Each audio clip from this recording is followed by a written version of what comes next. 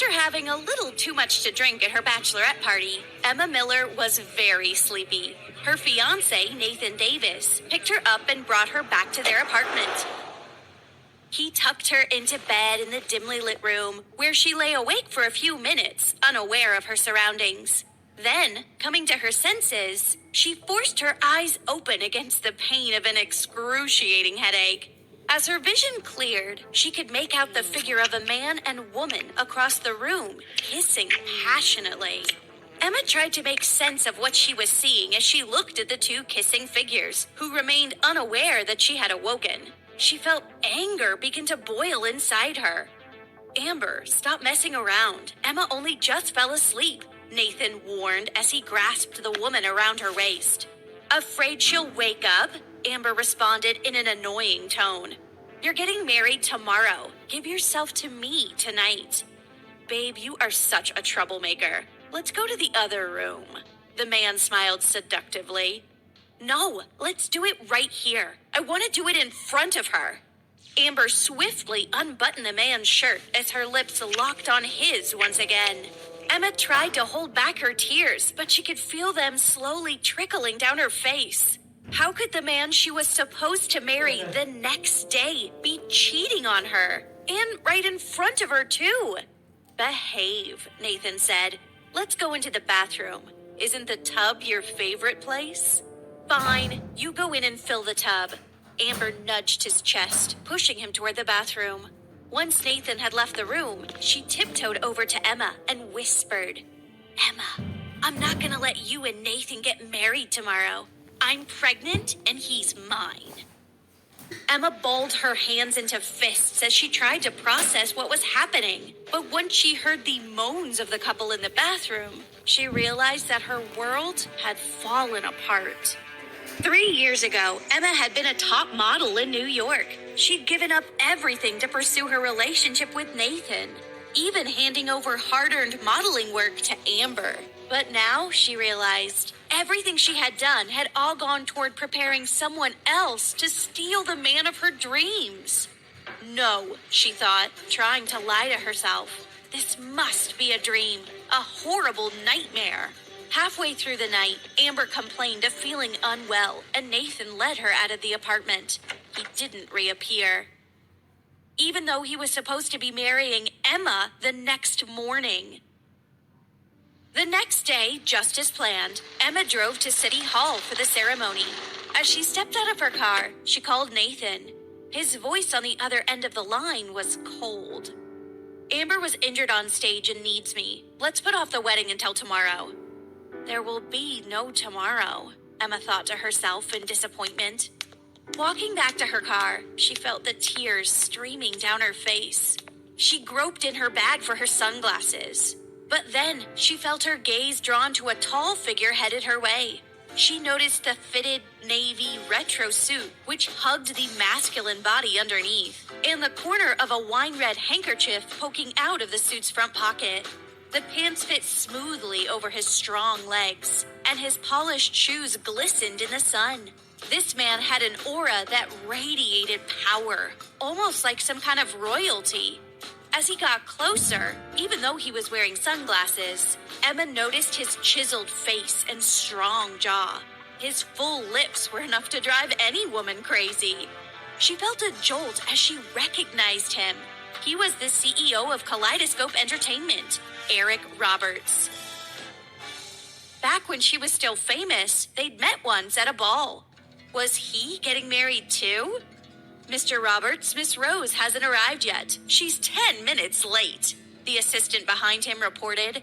"Call her family and tell them that if they can't be on time for a wedding, they shouldn't bother coming at all," he responded coldly.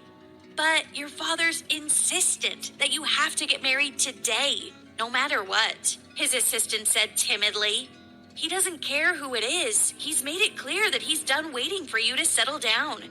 Then just pick someone else from my contact list. I'll give you a half an hour," the man ordered. He also has a dilemma, Emma thought, even though it's very different from mine. Eric Roberts had so much power that he could simply choose any woman he wanted. Unfortunately, even though he was one of the most eligible bachelors in town, He didn't seem to want anyone in particular. His only priority seemed to be getting his family off his back. Suddenly, an idea came to Emma. Wiping her tears with the sleeve of her dress, she took off her sunglasses and boldly approached the man. "Mr. Roberts, your bride hasn't arrived and my groom has abandoned me. Why don't we get married instead?"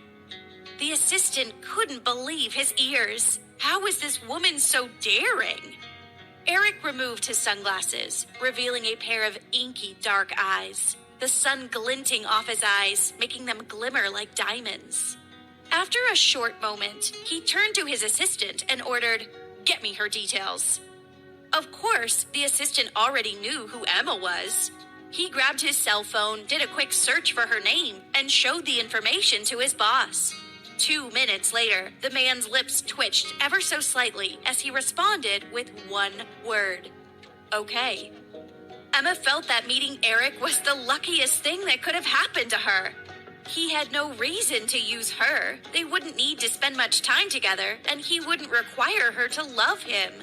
He had no shortage of other women who would sleep with him, so she wouldn't have to worry about fulfilling that part of the marriage. Most importantly, marrying him would make Nathan regret what he'd done. The wedding passed in a blur. In less than 30 minutes, Emma held the marriage certificate in her hands. From now on, she was a wife, and Eric Roberts was her husband. "Mr. Roberts, can we talk?" Emma asked. "Just get in the car first." Eric put his sunglasses back on as he walked out of the building. The newly married couple sat in the back of his Rolls Royce. Emma nervously looked at Eric before saying, "Thank you for marrying me. If you need anything from me in return, please let me know. I have 2 simple requests from you." "Well," he responded tiredly as he loosened his collar. "First, unless you don't have a choice, please don't reveal our relationship to anyone just yet. Second, I would appreciate it if you don't interfere in my personal matters. But don't worry, I have no intention of having a relationship with another man."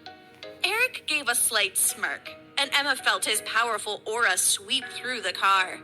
"I can promise you those 2 things for now, but after a 6-month trial, I will publicly announce our marriage." "That's fine with me," Emma nodded. "Also, I don't believe that a married couple should live apart. Take a few days to pack up your belongings, but then I'd like you to move in with me. My assistant Luke will be in touch to give you the address." Emma had no objections. She nodded again and said, "I agree." After they made their verbal agreement, Emma got out of Eric's car, got into her own, and drove away. Eric's assistant sat in the driver's seat and looked at his boss in the rearview mirror. "Mr. Roberts, do you want to return to the office? Or would you like to return to the mansion to give your family the news?" "Follow Emma and report her every move to me," Eric ordered and stepped out of the car.